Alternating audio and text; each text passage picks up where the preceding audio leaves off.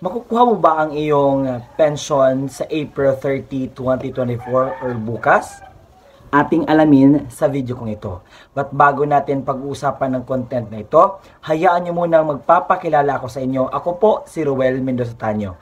Kung ikaw ay bago pa lang sa aking YouTube channel, huwag kakalimutang i-like ang video kong ito. At kung ang video ko ito ay nakatulong sa iyo, i-share mo ito sa iba at mag-comment ka dyan sa baba.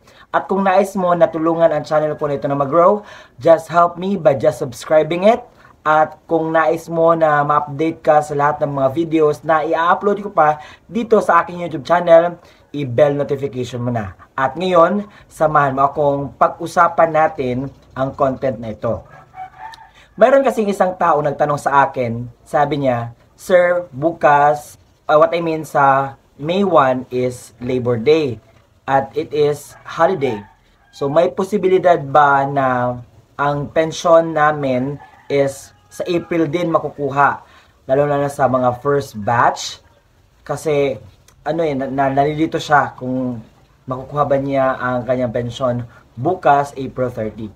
So ang kasagutan po sa iyong katanungan ay yes po sa mga first batch na kukuha ng kanilang pensyon para sa May 2024 na releasing ay sa April 30 po ninyo makukuha ang inyong buwan ng pensyon para sa May.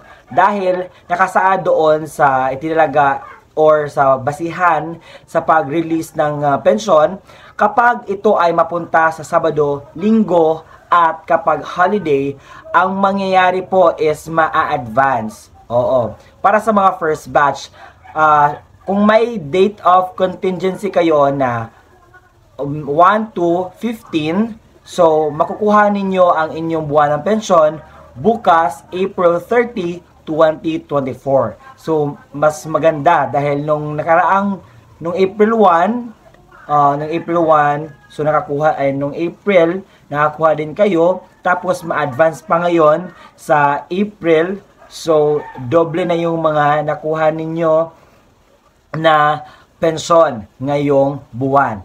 And ito lamang ay para sa mga batch 1, okay?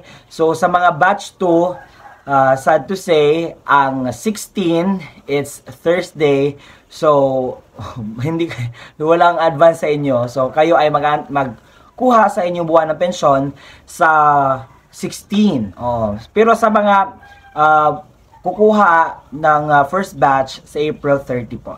So nasagutan ko po ang iyong katanungan sa iyong isipan patungkol kung makukuha mo ba ang iyong buwan ng pensyon bukas, April 30, 2024. Oo. At yun din, meron din akong isang sa inyo, ipaalam na kinakailangan na po sa mga mag 80 years old, kinakailangan na po sa April, mag-report na po kayo sa inyong AKOP. And meron po tayong separated video kung paano po tayo mag-report sa ating AKOP po.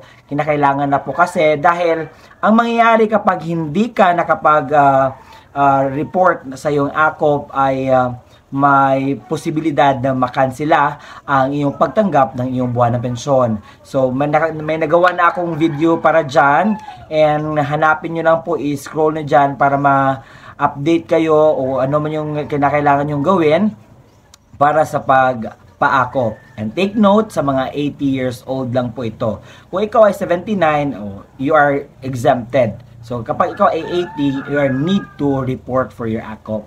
No? And I hope that this video gives you an information that really helps your needs, lalo na sa mga senior citizen. So gusto ko lang pong i-update kayo na bukas sa mga first batch or may date of contingency, kung kailan ka pinanganak or yun ang mas madaling maintindihan natin sa date of contingency, from 1 to 15 makukuha na po bukas. Nasanay may nakuha kayo sa video natin ito. At ako lang po ito, si Ruel Mendoza Tanyo. Say maraming salamat sa pag-subscribe. Bye-bye!